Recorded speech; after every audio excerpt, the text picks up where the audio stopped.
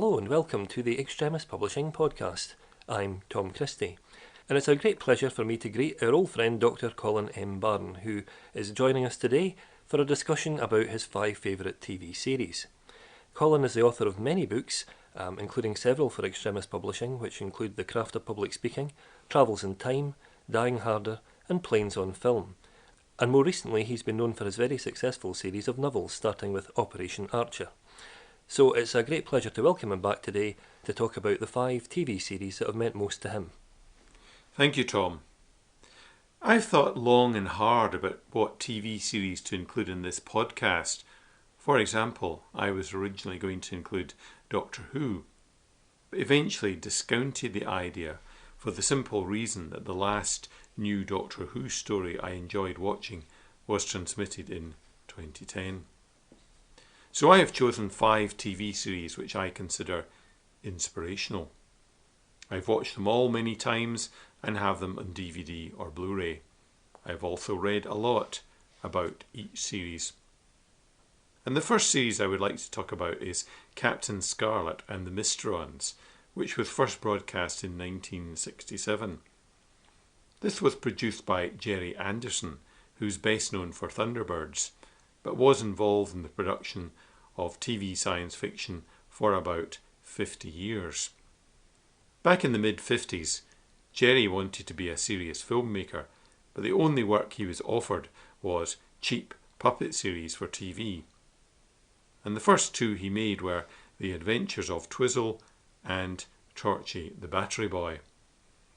These used rather crude puppets operated by strings, but in 1958 Anderson invented a more advanced form of puppetry, later known as super marionation.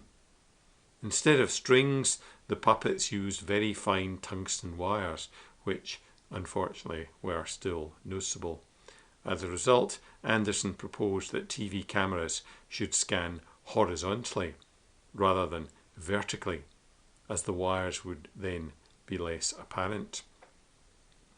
To make the puppet's mouth move in time with the voices, an electric solenoid was fitted inside the puppet's head to open the jaw. The dialogue was pre-recorded on tape, and electric impulses from the audio track on the tape recorder were fed down the control wires to the solenoid. The puppet's eyes could also move horizontally via radio control, and they were made to look more realistic by using colour photos of real human irises and pupils, which were cut out and glued onto the puppet's eyes. The puppets also had real human hair, and alternative heads could be fitted to portray different expressions. One snag of super marionation was that the puppets' heads had to be large enough to hold a solenoid, and that is why the puppets used in Anderson productions up to and including Thunderbirds had oversized heads. The main technical advance in Captain Scarlet was the introduction of realistically proportioned puppets. This was made possible by fitting the solenoids inside the puppet's body. Another innovation introduced in Captain Scarlet was the use of rod puppets operated from below, rather than string puppets operated from above for some scenes. This new method had been trialled in the Thunderbirds Are Go feature film. The main use of this new technique in Captain Scarlet was in shots involving the female Angel interceptor pilots. These sat in a fighter cockpit covered with an enclosed perspex canopy, so vertical wires couldn't be used to control the puppet. In the earlier Supercar series, the same problem was solved by using a thickly framed canopy and omitting the perspex roof panel. One problem that was never solved with super marionation, though, was walking. The puppets could never walk convincingly, and that is why they often travelled on moving walkways, hover cars, hover scooters, chutes, and so on. Apart from the more realistic puppets, the other thing I liked about Captain Scarlet was that each episode was only 30 minutes long. In fact, if you remove the opening titles, the end titles and the adverts, each episode would be about 25 minutes. So the scriptwriters had to pack a lot of action into each episode, helped greatly by the very tight editing. Incidentally, Thunderbirds was originally shot as a series of 30-minute episodes, but was extended to 60 minutes at the request of Lou Grade. The basic concept of the series was brilliant. An alien race known as the Mysterons declares war on Earth after an incident on Mars. The Mysterons have the ability to create a likeness of any living being or object, which is then controlled by them and is also indestructible. In every episode, the Mysterons are opposed by a paramilitary force called Spectrum, who are aided by one of their operatives, known as Captain Scarlet, who's acquired the Mysteron's ability to become indestructible following an accident. The series also benefits from excellent music by Barry Gray and splendid miniature work by the late Derek Meddings and his team. As always in an Anderson production, the various vehicles are fascinating, particularly the Spectrum Patrol Vehicle, or SPV. Of course, the popularity of Captain Scarlet has meant that in more recent years it's been remade for television and also in full cast audio recordings. Have you seen any of those things, and how do you compare them to the original? Well, to be honest, Tom, I've only ever seen a bit of one of the CGI episodes of Captain Scarlet, which I think would be back in 2006, and I didn't really like it at all. I felt the CGI images didn't really have the charm of the original puppets, and I've never heard the audio versions. And your next choice is something that will be immediately recognisable to anyone who is an aficionado of British comedy, and that of course is the groundbreaking Monty Python's Flying Circus, something that will be immediately recognisable to anyone who enjoyed TV in the 60s and 70s. What is it about this series that's come to mean so much to you? Well, it has had a great impact on my life. I found it very inspirational. It's a series which divides opinion. It first aired in October 1969 and soon found a fan following. Some people don't find it funny, particularly the current younger generation. Others, like myself, think it is the funniest and most imaginative sketch show ever made. The cast were already household names when they made the series. John Cleese and Graham Chapman had previously made 2 series of At Last, the 1948 show for ITV, while Terry Jones, Michael Palin and Eric Idle had all starred in a tea time series for ITV called Do Not Adjust Your Set, which, although aimed at children, was very popular with adults who appreciated its zany humour. Most of the Pythons had also written for other shows, such as The Frost Report. Monty Python inspired a generation of comedians, as it showed you could break all the rules of comedy writing and get away with it. There were sketches without punchlines, sketches which merged into other sketches, and so on. Some of the sketches were highly intellectual, such as the All England Summarise Proust competition. The series was not terribly well received when it first appeared, but it rapidly became a cult classic, and 45 half-hour episodes were made between 1969 and 1974. At the time the last series was broadcast, the Pythons appeared on Late Night Lineup on BBC Two and admitted that they'd never made much money from Monty Python. Also, at that time, the series had never been shown in America, and the Pythons themselves thought that the Americans would never like it. But from 1975 onwards, the series became increasingly popular in America and then in other countries in the world. Eventually, the TV series spawned 4 cinema films, which proved hugely popular. Monty Python's Life of Brian is now considered one of the funniest films ever made. There were also a number of concert tours, with the last being as recently as 2014, LPs and 2 books.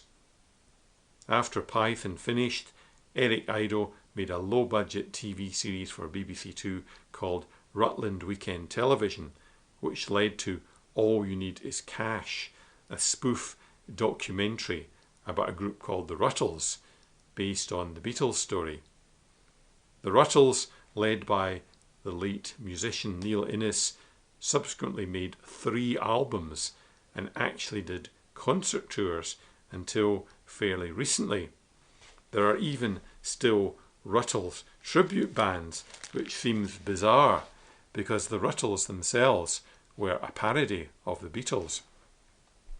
Terry Jones and Michael Palin made a series called Ripping Yarns, and John Cleese, of course, made Fawlty Towers. But it is the original Monty Python TV series which is a special place in my heart and has been a great inspiration for many of my cartoons and humorous writing. What's so funny about Monty Python is that a lot of the humour comes from making fun of the techniques of television, yet 50 years later they're still doing it that way. Another common technique in Monty Python is the so-called reversal sketch, in which a situation is flipped on its head. For example, there's the working class playwright sketch, in which a young man in a smart suit visits his father, who's wearing working man's clothing. But in fact, the young man is a coal miner, and the father is a millionaire playwright, resulting in some very humorous dialogue. Tungsten carbide drills? What the bloody hell is tungsten carbide drills? It's something they use in coal mining, father.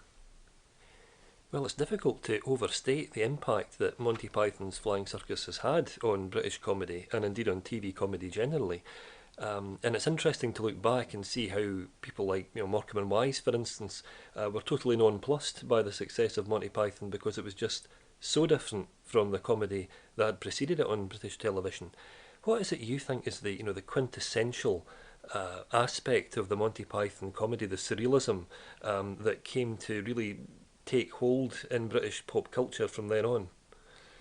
Well, the humour in Monty Python really evolved from the Cambridge Footlights Review in the early 60s. So it was created by people who were highly intelligent, highly well read, who were studying for degrees, whether the degrees were in medicine or English or history or philosophy, whereas the Morecambe and Wise type humour really originated from English music halls. So it's really totally different styles of comedy. And of course you mentioned those Monty Python movies, which all have a cult following, The Life of Brian especially so. But how do you rate the other films like The Holy Grail and Meaning of Life? I really loved Holy Grail. It was actually made at Doune Castle, which is only about 3/4 of a mile from where I used to live in Doune. So I visited Doune Castle many times. I feel that by The Meaning of Life they were beginning to run out of steam. The problem with The Meaning of Life is that they couldn't think of an overall theme for a movie. They could only think of a number of sketches, so they simply stitched all these sketches together under one overall title. And I don't think it was a complete success, that film, although it did have its moments. So your next selection of favourite television series is one which was critically acclaimed and quite controversial in its time, and that is Secret Army. Yes, Secret Army was first broadcast on BBC One in September 1977, and it was the brainchild of one of the greatest TV producers and writers the BBC ever had, namely Jerry Glaister. Now, Jerry served in the RAF during the Second World War and was responsible for a large number of famous TV dramas between the 60s and the 80s, including Dr. Finlay's Casebook, the forensic medicine drama The Expert, and soap operas like The Brothers. Glaister also produced what might be described as a quadrilogy of series set during the Second World War, namely Moonstrike in 1963, Colditz 72 to 74, Secret Army from 1977 to 79, and The Fourth Arm in 1983. Of these four productions, I would consider Secret Army to be the best, with Colditz a close second. Like its predecessor, Colditz, Secret Army was largely based on true events and told the story of an escape line for downed Allied bomber crews, which was called Lifeline. In real life, the organisation was called the Comet Line and was run by a young Belgian girl called Didi. The headquarters of the fictitious Lifeline was a cafe-restaurant in Brussels known as the Candide, which was run by a character called Albert Foire, played by Bernard Hepton. In the first series, the head of Lifeline was a young Belgian nurse, Lisa, played by Jeanne Francis. At the start of Series 2, Lisa is killed in an Allied bombing raid in Saint-Nazaire, and Albert Foire himself takes over as head of Lifeline. The series received much praise for the high quality of its script, its acting, and its attention to detail. It was made with the full cooperation of the RAF Museum. Vehicles, weapons and uniforms were mostly correct for the period. As the series was made as a joint venture with Belgian Television, much filming was carried out in Brussels, greatly adding to the authenticity of the series. Many of the episodes feature nail-biting tension and don't always have a happy ending, with many key characters being killed off. The final series, broadcast in late 1979, has a few action-orientated episodes, with one called Light the Blue Touch Paper, being about an attack by the Belgian resistance on a V-weapon site. The RAF regiment provided soldiers for these action episodes. Following the end of the series, an exhibition was staged at the RAF Museum in Hendon, which featured props, sets, and production drawings from the series. 45 years after it was first made, the series remains popular.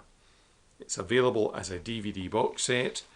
There's a Facebook discussion group, and also a very comprehensive book by Andy Priestley about the making of the show.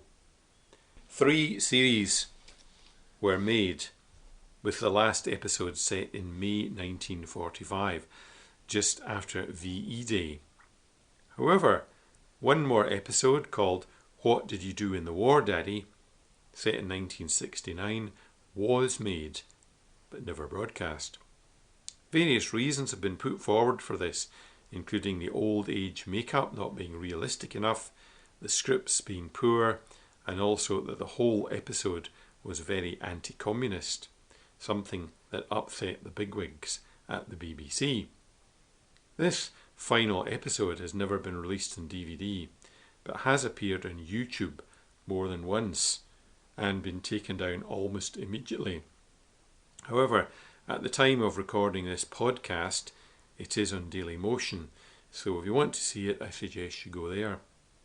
Secret Army spawned a sequel, Kessler, which followed the life of the series' anti-hero, Nazi officer Ludwig Kessler, played by Clifford Rose, who went to live in Argentina after the war. Secret Army also inspired 2 comedy series, the well-known Allo Allo, and also another sitcom, Fairly Secret Army, starring Geoffrey Palmer. The original Secret Army, though, remains one of my favourite all-time dramas. Now, I seem to recall that Secret Army was particularly praised for its production values and its location filming. In fact, Colditz was filmed not so very far from here at Extremis Publishing on the grounds of Stirling Castle.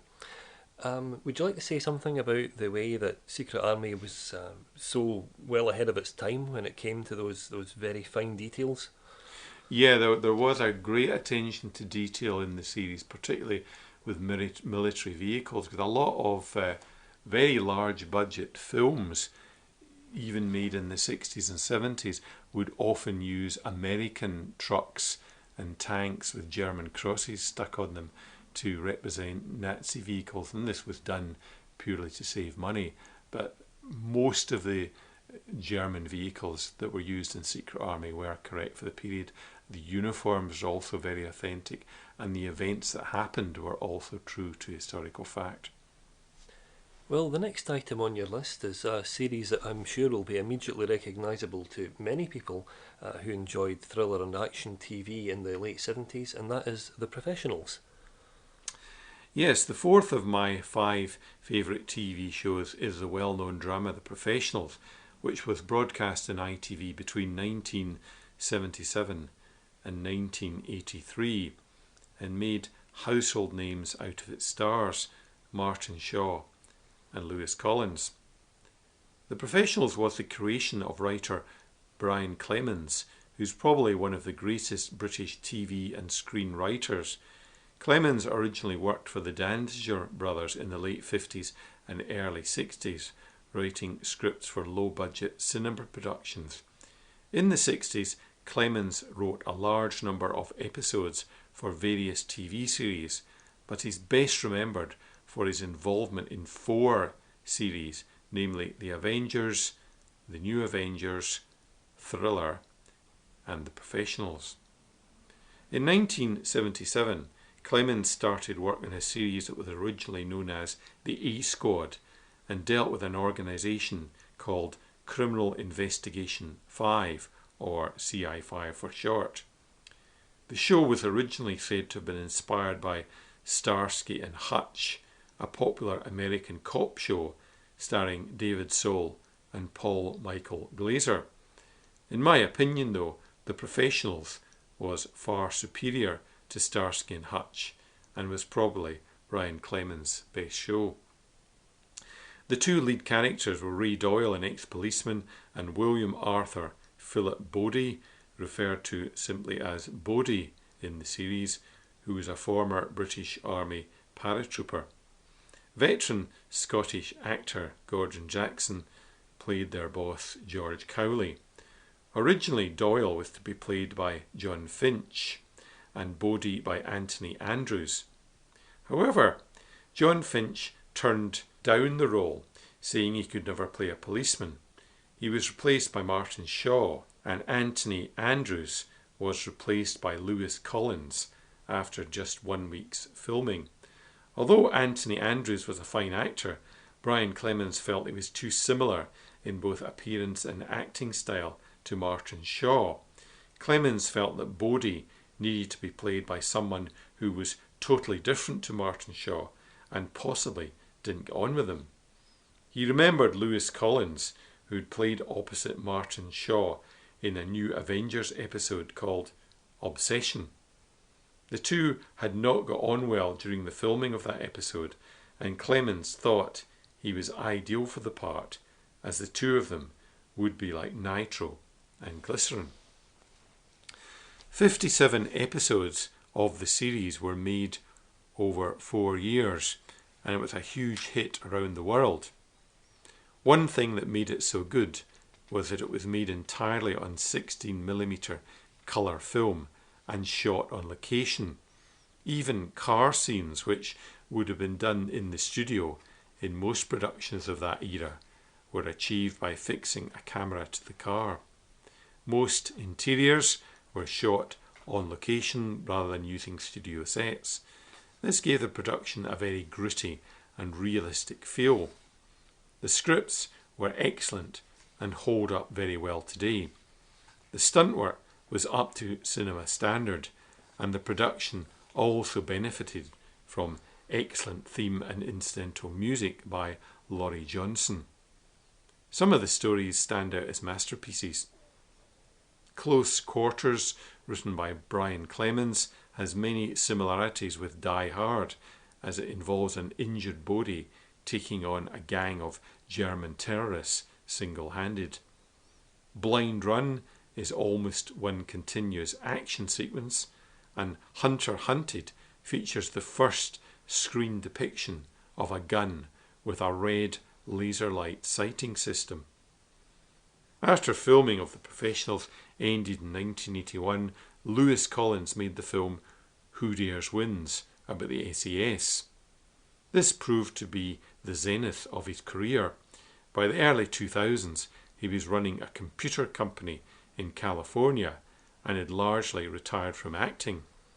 Martin Shaw continued to have a distinguished career on stage and television. A follow-up series, CI5, The New Professionals, with an all-new cast, was screened on Sky TV in 1999, but was never a hit. Yes, let's talk for a minute about that sequel series. Do you think it was the incredible chemistry between Lewis Collins and Martin Shaw that had made the original so memorable, and perhaps the absence of it was why the sequel didn't quite catch on? Yeah, the sequel series was okay, but it didn't really capture the imagination of the general public. The scripts weren't really groundbreaking as the scripts for The Professionals were, and there wasn't the same chemistry between the two leads. I think that was the reason for the series' failure. Well, moving on now to the final series on your list, and we continue with the theme of action and adventure with the series Ultimate Force. So the final series I would like to talk about today is the drama series Ultimate Force, which was screened in ITV between 2002 and 2008. Dealing with the SAS, it started life as an attempt to put some of Chris Ryan's novels onto the screen. Chris Ryan was one of the members of the famous Bravo 20 SAS patrol led by Andy McNabb, which was captured by the Iraqi army in 1991. However, Chris Ryan was not captured and made it back to Syria after walking about 250 miles. Chris Ryan and Andy McNabb subsequently wrote separate books about their experiences, and both became best-selling fiction authors. In 2001, Bentley Productions looked at Chris Ryan's novels and decided they would not be suitable for dramatisation. However, they employed Chris as a technical advisor and co-creator in what eventually became Ultimate Force. And Chris even appeared in a cameo role as Staff Sergeant Johnny Bell in a few episodes of the first series. Ultimate Force told the story of Red Troop 22 SAS, who were often called upon to deal with terrorists on British soil and sometimes overseas. In a few episodes, they went to other countries. The lead character was Sergeant Heno Garvey, played by Ross Kemp, who at that time had a golden handshake deal with ITV after playing Grant Mitchell on BBC's EastEnders for many years. What was so fascinating about Ultimate Force was that it gave a lot of detail about how the SAS works.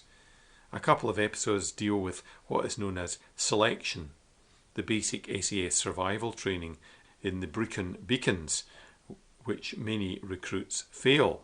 There was also a lot of detail about SAS weapons and tactics. After 2 seasons, Chris Ryan left as technical advisor and the plots became a little more far-fetched.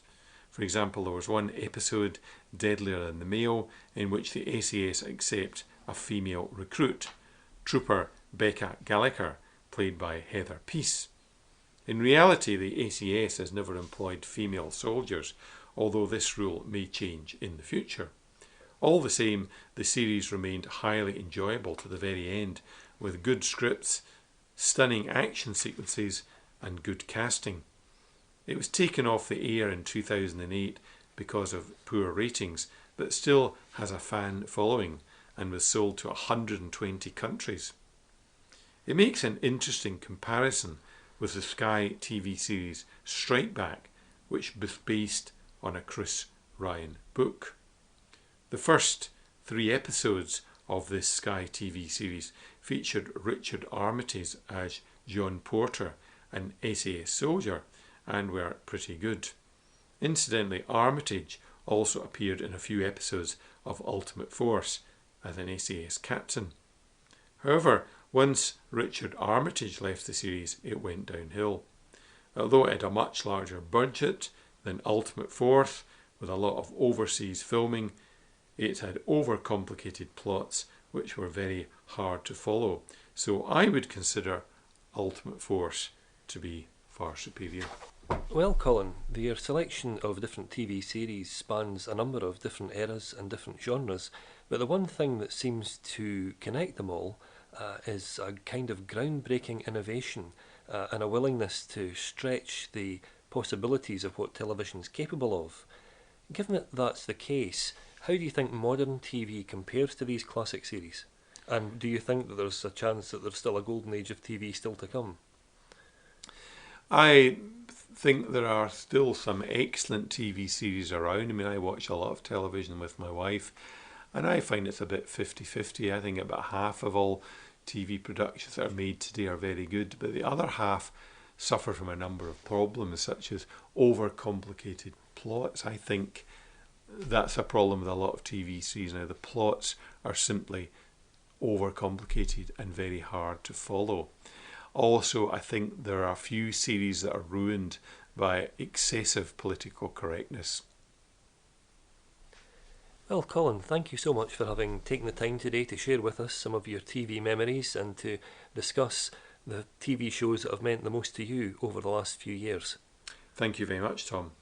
Thank you for joining us today, and I hope that you'll tune in again soon.